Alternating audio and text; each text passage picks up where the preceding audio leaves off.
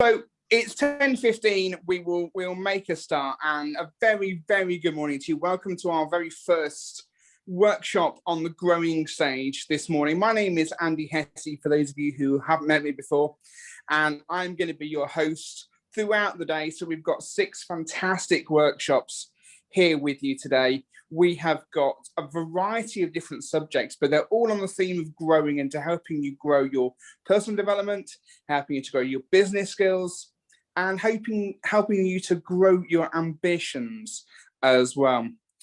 Our first speaker this morning is just going to give us something that a lot of people pay an awful lot of money for, and that's an insight into MBAs. Now, many people have heard of MBAs.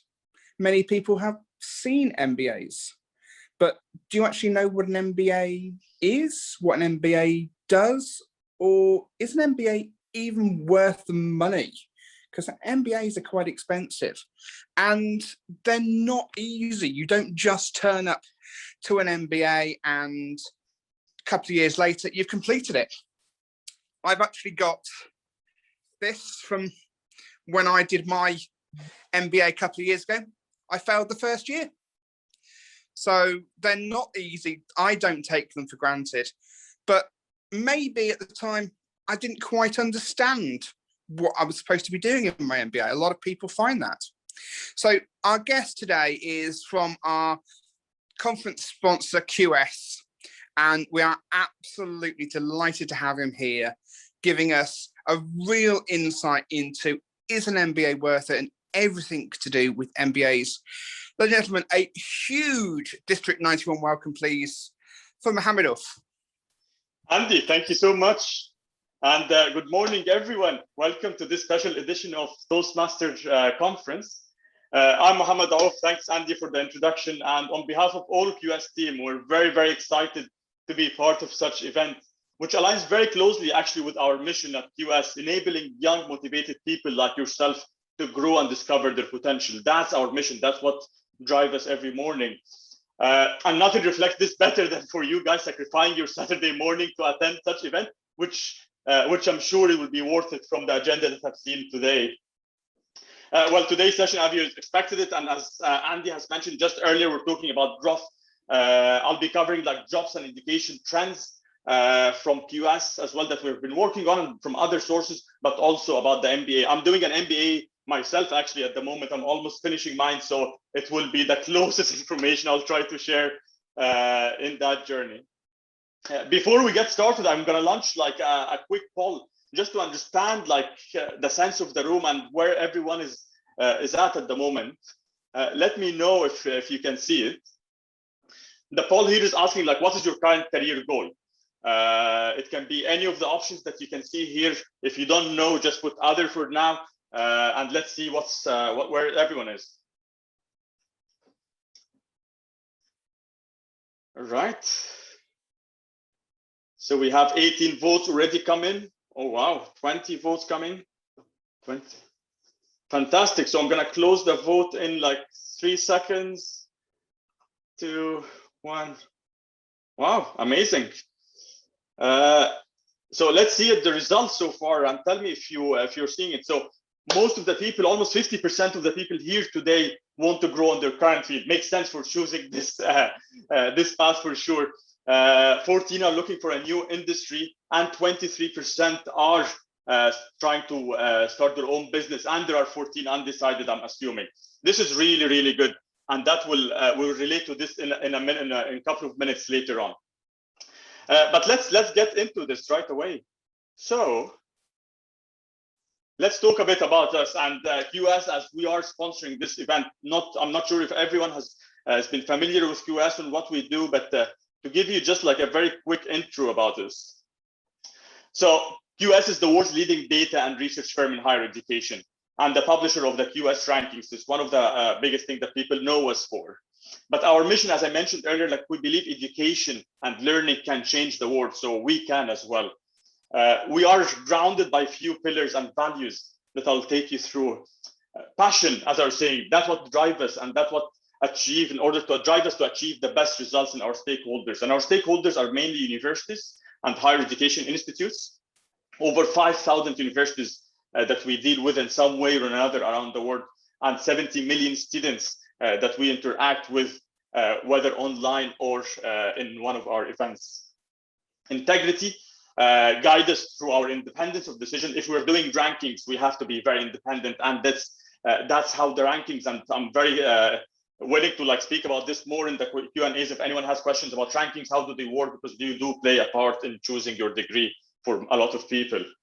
But we do over 14 rankings annually, from things about MBA rankings to universities to subject to regional. All of those different tables are available for you to check, all of them open sources, of course, and over 20 research papers that we also get information from academics, employers, universities, and students, and all of this drive us as a data-driven company in the decisions we do. Empowerment is one of the key pillars for us as well, and we want to empower young, motivated individuals like yourself around the world to reach their potential. And our main goal is to help you make the decision. We don't know which decision is fitting for you, but we want to give you all of the information possible for you to make that fit with you. We do this, for example, as we have over 350 events annually that we organize around the world. One of the perks for QS as well, because we got to travel now, not anymore, but virtually, but hopefully soon, connecting over 100,000 students that attend those events with over 550. This is 550 universities that come to those events. And this is a shout out. We have actually an event in London on the 27th of May, but I'll talk about this towards the end. We're a very diverse company. We have over 640 employees distributed around 10 global offices and a lot others in remote offices, and 50 plus nationalities. And we believe we use our differences to be our strengths. Our diverse backgrounds help us to innovate while we're connected behind one common goal, which is helping motivated people in their education journey. So, right, enough about QS. Who am I? And I want to introduce as well why am I here, and I'll tell you a bit about myself. So my name is Mohammed Auf. I work as a growth strategist. I've been working as a growth strategist in QS in the marketing department, especially working very closely with students and young individuals in order to grow the reach and also our reach to them. And very recently, as of yesterday, I'm a product manager responsible for the websites, top universities, top MBA. So finding the right tools and the right engagement for the people checking our website to get to their aspirations. You might have guessed where I'm from this. If that doesn't work, that will give it. I couldn't find any more stereotypical place to find out. But yeah, I'm originally from Egypt. This is where I'm born and raised. Spent most of my life here. Interestingly, I'm also coming from an engineering background. So I did electromechanical engineering. I did few career shifts, and I'll be speaking about this in a minute. But that's something I'm very grateful for, and something that defines me, because I think engineering, even though I'm not working in the field, it defined my mind in a very analytical way, and being data-driven and solution-oriented. That's actually, funny enough, ironically, that's a picture of my campus. It is an Egyptian temple, ancient Egyptian temple. And not all the buildings are like this in Egypt. It just happened to be the only university in the whole country that is built with that. And otherwise, when I'm not doing any of this, my passion and where you will find me, if not work, will be underwater diving. And that's one of the things that keeps me sane. And I don't know if anyone hasn't tried scuba diving before, highly, highly recommend it to at least give it a try. One of the most relaxing activities I find. You will freak out in the beginning, but you'll get to relax later. Right. So the theme for me, what I want to talk about and reflect when I'm reflecting on my career, actually, learning how to learn. I think that has been the main thing, or the main theme that I'm looking at.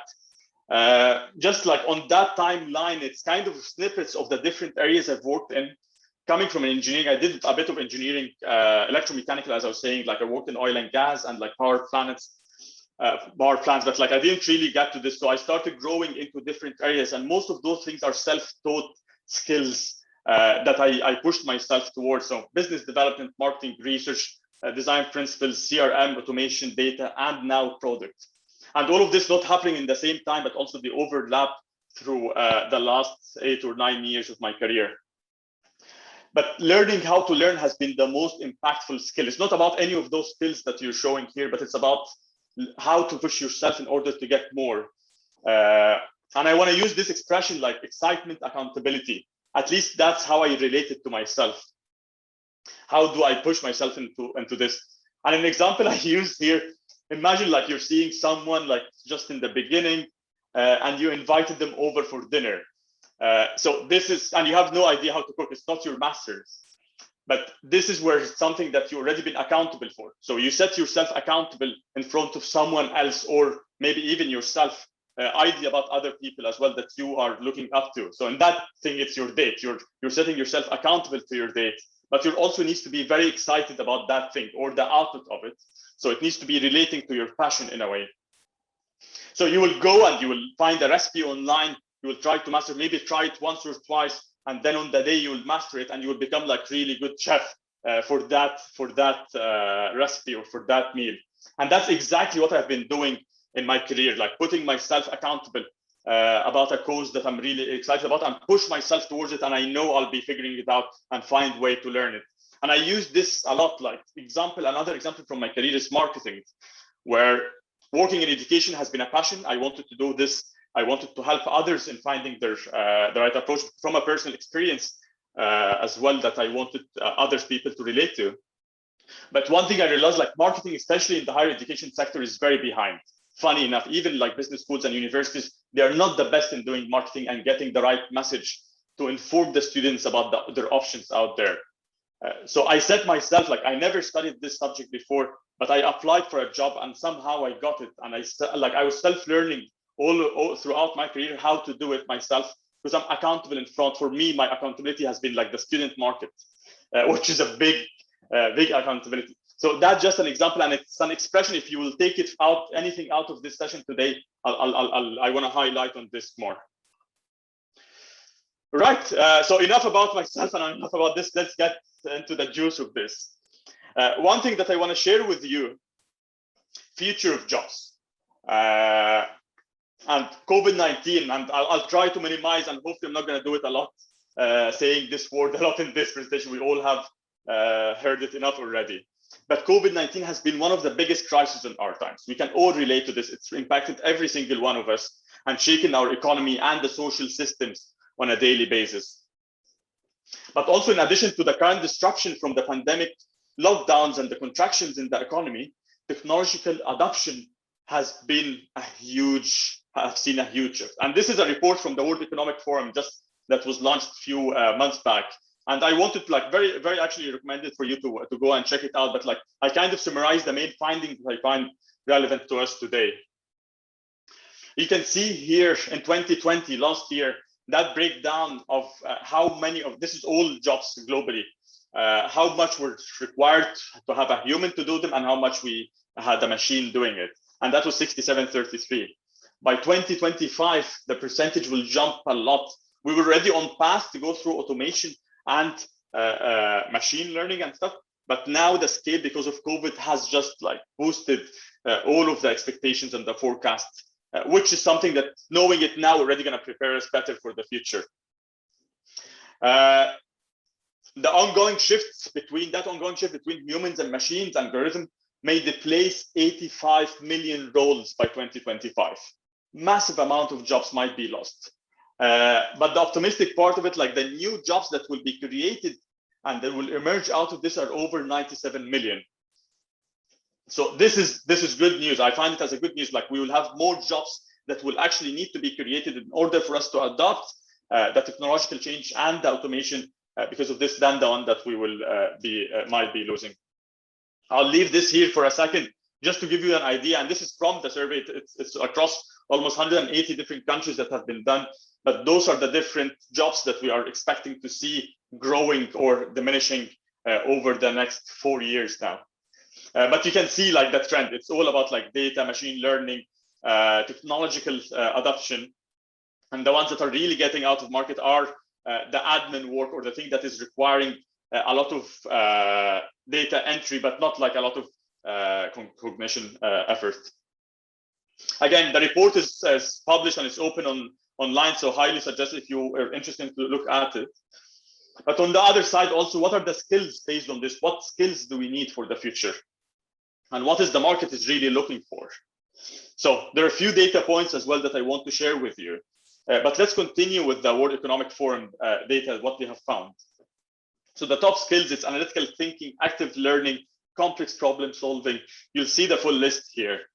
But they are basically driven, or like they are distributing them into 4 main clusters. And not everything is about like coding or technology as what people would expect, but it's a lot about problem solving, self-management, technological use, and working with people.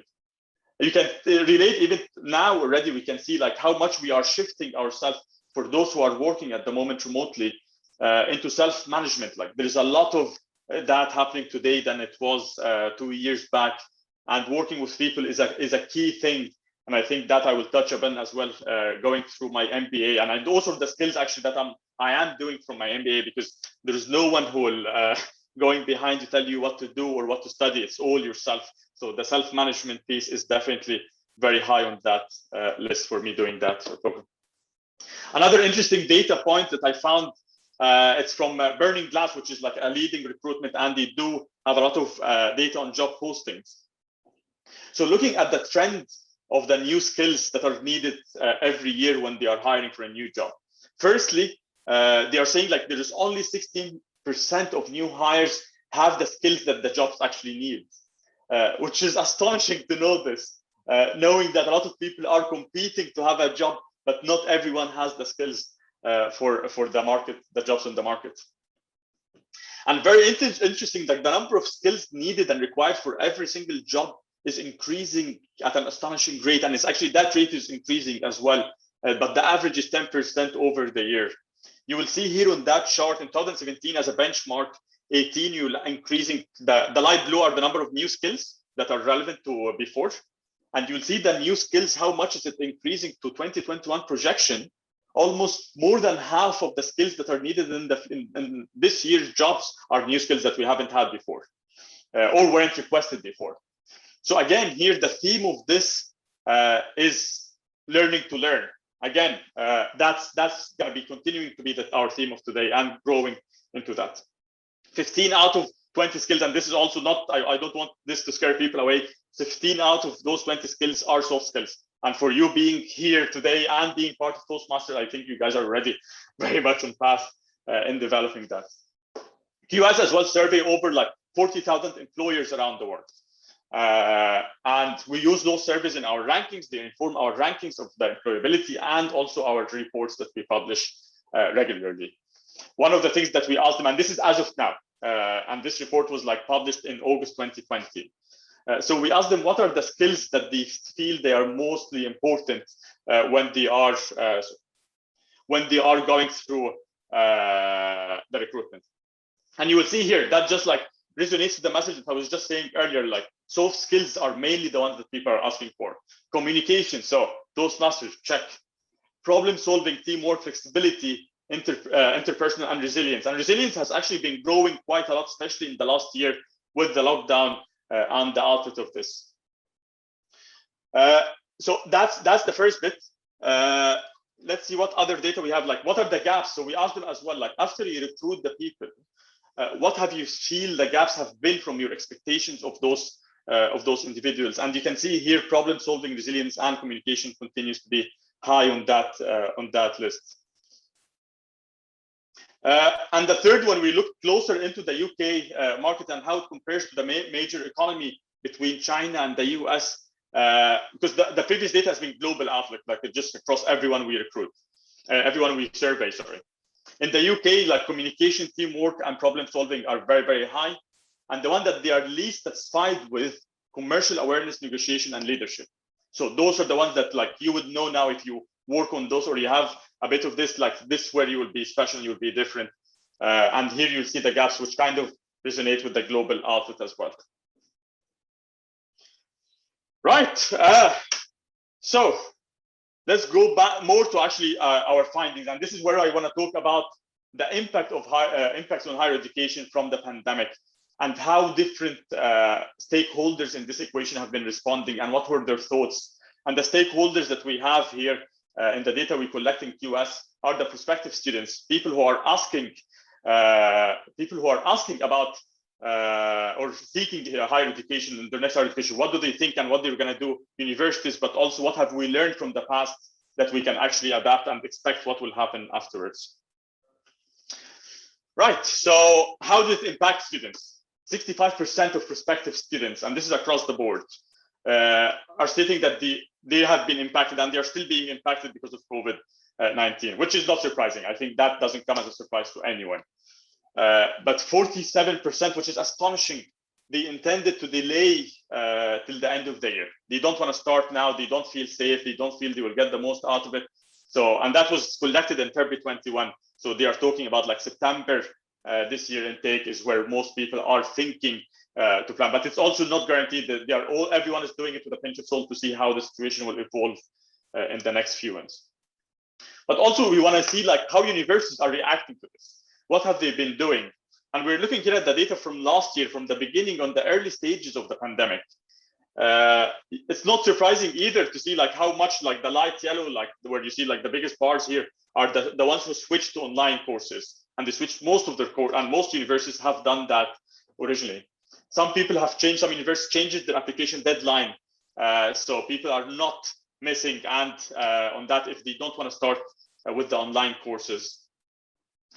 Changed their acceptance deadlines as well, as I was just saying, and some have deferred offers. So even if you've got accepted, let's say you got accepted in last intake September 2020, they'll tell you, okay, you're accepted, your place is there, you can just start next year. And this is what a lot of students actually have done. What other changes have happened as well? 40 as of now, so that was previous data like in the beginning of the pandemic. As of now, as of February 2021 at least, the percentages started like shifting and bouncing back, so which is optimistic, and this is a good hope. So 42% of universities currently have their classes taught online, and 47 are blended, a mix between online and they go to the classes. And this is a global perspective, so it might be different, obviously, in different countries based on the current situation with the pandemic. But on the future outlook of things, 21% of universities that we surveyed in here, they said like they believe the return on face-to-face learning will be within the upcoming 6 months, maybe 4 months now, because that has been 2 months back. And 46 say it will be within the upcoming 12 months. Okay, very, very promising for those who are considering or thinking to go back to school. Right. What has been the trend? And this is more of the, like I'm here going to be talking more on the MBA side. So as of now, like the World Bank actually forecasted that like global economy will shrink by 5.2% like over the past year, but also it is continuing to have like a deep recession. And this might be like one of the deepest economic recessions since the Second World War, which I was just writing actually a paper on in the class last month. And the impact here will be seen in the next few years. But looking previously, and let's compare like to the closest economic slowdown that happened maybe 2007. And what happened during 2007, we have seen a very interesting stat, like almost 22% growth in MBA applications, which is huge. It never happened in 1 year that this number will grow. And when you think about it, it kind of makes sense. And a lot of people are expecting the same to happen over the next year or two. And the reason for this one, like when there is a recession, when there is a problem in the economy, it becomes more competitive to find that job. And you always try to learn something new. I'll try to get out of the order in order to do this. And an MBA is one of the ways. I'm not saying that MBA is the only way, obviously, but it is one of the ways where people, and it's continuing to grow. But part of this, let me just, here. So we asked recruiters as well, same like from the QS Global Employer Survey. When we asked them like, what is the most, in terms of a business school program, what is the most one that they look for? MBA is still leading with a very big margin. And that's topping of the list at the moment. You will see also like Masters in Management is growing, has been growing for the past few years. Business Analytics is growing a lot. But again, MBA, which is the focus of our session today, seems to be still leading those charts. All right, I'm aware of time, so I'm trying to like jump through this a bit quicker. So remember the stats that we have done in the beginning to see like where you are and what you're planning for your career. Very interestingly, some of the data we know that why people do an MBA. 56% of people doing an MBA, they're doing it to change either career, industry, or location. That's almost half of the people doing an MBA and what they end up doing eventually. 34%, they're doing it because they want to grow in their own industry, whether they hit a glass ceiling or something, or they want to break into the C-suite of their company, and this is a way to get through there. And 10% of the people do it to start their own business. And we have a very interesting one, actually. Half of the people who start their own business out of an MBA, they started with a colleague that they have met on the program itself. And that takes me actually to the learnings that I have, at least for myself so far, from MBA. So the first thing is like, I was like produced to a new way of learning, which is you're mainly creating things and you're not consuming. You're not sitting in a lecture and people are just telling you info. But most of my learning have been in every other module that I'm taking. Almost half of the grade is based on a group project or a practical project that you're doing together. Definitely getting out of your comfort zone. That's for sure. Like you meet new people, you are working and you're forced to work with new people that you normally don't work, coming from a very different industries, backgrounds, age groups, and you will have to work with them on a project. You don't normally select them. Learning by doing, as I was saying, an example here, like in the first year when I started, we had, they gave us a company to run, a car manufacturing company with a budget, with a simulation. It's all done in simulation, but like with real data and competing with the real market. And for 1 year, we're simulating the decisions that a board will take in that kind of environment and learning from it throughout this year. So it's a lot of learning by doing. Network is invaluable. Almost half of the value for me of the MBA is the network that you create out of it. And we don't need to dig deeper into like why network is important and how actually it will help you moving forward. Strategy, you'll learn, like I'm coming from my working background, at least for the longest years, I've been in marketing strategies. That was half a module out of 8 modules that I'm taking through my MBA. Only half that I knew a bit about. Every other one was completely new information for me. Again, being out of your comfort zone, very different from your comfort zone to get to do this, but this is where the learning happens. So going from strategy to business finance to operations, loads and loads of different things that you will get to do when you get like this generalistic point of view, when you're coming out of the MBA, that you understand business. And you are, me personally right now, like when I'm sitting with the board or like presenting to the board, I think I know what is happening and I know how to contribute, which is something I couldn't do maybe like as much before. Right. So just to wrap it up, if you guys are interested to pursue an MBA, and anyone is considering or thinking about it, highly suggested to check out our events. This is how I started my journey, at least. We do those events where we bring like business schools together. Over like 25 business schools will be there in a job fair kind of view, but you will have like personal meetings with them that you can ask them any questions you want, in whichever stage they're in, even if you're just thinking about it, haven't thought about it, or you are deciding and you want to apply. So those will be admission managers and admission directors from the schools that you can meet. It's a free event as well, so I'm not telling you anything. It's just if you are wondering and if you want to take this forward, this is what I would suggest. It's happening on the 27th of May, virtual event in our current environment. Just Google QS Connect MBA and you will find it, and it will be the one on the top of the list. You'll have also alumni coming, someone coming who has just finished their course in Oxford as well. You will get to ask them like, what's it like from afterwards? And we have free consultation that you can actually claim afterwards. Right. So yeah, new skills, learning new skills, never stop learning. As you can see here, where I get this, but I'm always getting to singing now. But yeah, I'll leave you with this quote, and I'm leaving my LinkedIn here. If anyone has any other questions and want to connect later on, feel free to write me on LinkedIn. And yeah, thank you so much, guys. I think we have a few questions. So let's see what's coming ahead. Mohammed, thank you very much indeed. I'm not sure if that was positive or just downright scary, looking at some of those job statistics and the future of work. But I think what was really important was that #1 skill that you highlighted there was communication. And that is one of the things that certainly in my personal Toastmasters journey, I felt that my employment skills have got much better just by being able to communicate better. But I think, everybody needs to get hold of those slides and to print out that chart of all of the skills, because I think that's such a critical learning point this morning. So can I ask everybody please to give a massive round of applause? That was such a fascinating 30 minutes. Absolutely flew by. So Mohammed, we really, really appreciate your time. We also appreciate the sponsorship of the conference by QS. It is a fantastic organization to be partnered with, and we are absolutely delighted to be working with you on this. So thank you very much indeed. I'd now like to introduce Annie Pritchard, who is my co-MC, and Annie is going to be staying with you guys to go through some Q&A. We've had a number of questions that have come through on the chat, and it's a great opportunity just to ask some questions, just to get some clarification. I would love to stay with you. Unfortunately, I've got another room to go to. I am working with Andrew Soro very, very shortly, looking at how to grow your brand through social media. If you want to join that, then please feel free to go back to the love room and we'll move into the next room. Otherwise, please feel free to stay with Mohammed and Annie or choose one of the other rooms.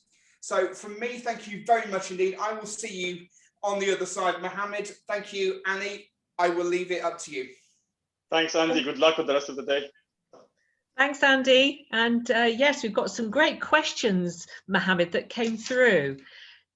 So first of all, one of the questions, can we get a copy of the slides? Is that possible or not? It should be possible. Let me try to put this together in a PDF, and I'll share it with you. They were amazing slides, and we had another person ask, what type of software did you use to actually construct the presentation and the delivery, because they were really good. It's a platform called Prezi. Prezi. Most of the things that you can do for free, there are some advancements, but like it's all cloud-based and you can do it all online. And they do videos as well. Yeah, so check it out for sure. Yeah, they were very good. Excellent. Yeah. And now this is a really interesting question.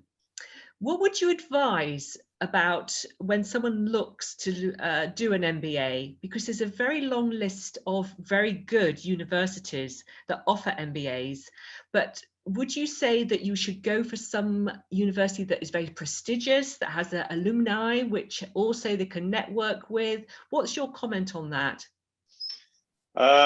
It's a very good question, really, really good question. And we get this actually quite often, especially when we do, QS is the one known for ranking. So you would expect an answer saying like, yes, you should only go to the top ranked schools. And I don't think that's the case.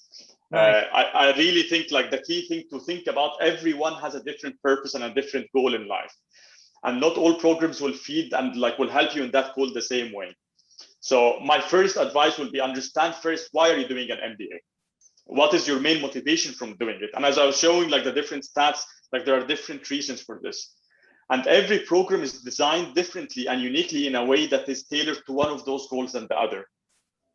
Yeah. So it's not necessarily like the LBS will give you, LBS is the highest rank in the UK. It's not probably the most relevant for me. And it wasn't for me personally. I'm doing mine at Manchester because the program and the class is more relevant to what I'm looking for.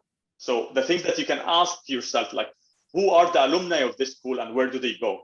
What is the breakdown of those alumni and how do they fit my career aspiration? Am I looking to start my own business? And I saw a lot of people are, then which programs have more people who are doing that than the others? I think those are the key questions that you need to think of and like ask universities directly and use that event that we're talking about to ask them those questions in order to make that choice. But really good question. That's great, Mohammed. I think that's really good advice.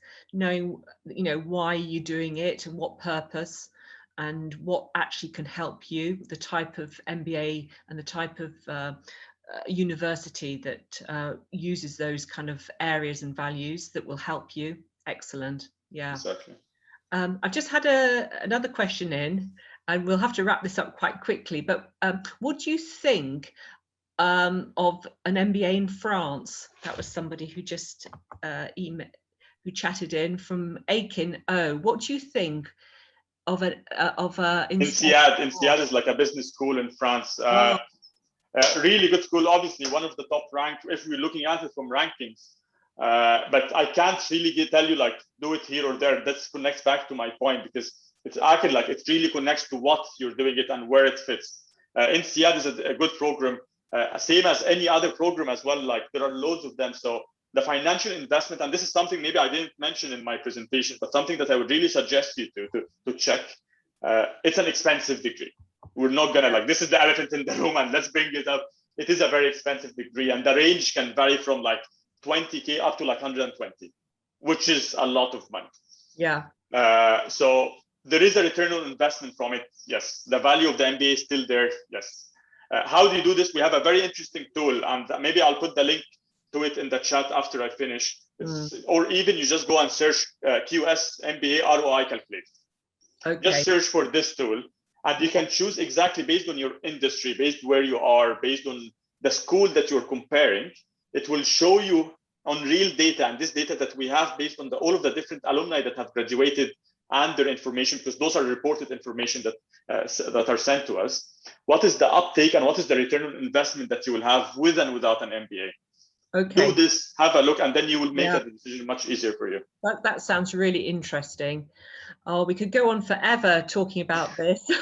And I'm afraid we are going to have to wrap it up, because we have got other stages that everyone is going to be going to. And I've got one as well that I'm going to now. But fantastic, Mohammed, some really wonderful answers, very interesting. So if you can... Thank you so much. And for those, I saw like a few other questions coming in. So sorry, guys, if we don't have the time for that. We don't have time, guys. We've got to message me on LinkedIn or go to that event in London, and we'll definitely be able to help you further. Yeah, absolutely. Good to meet you, Mohammed. And take care of yourself, and see you around and about, I'm sure. Sure. See you about. Okay. Bye-bye now. Bye-bye.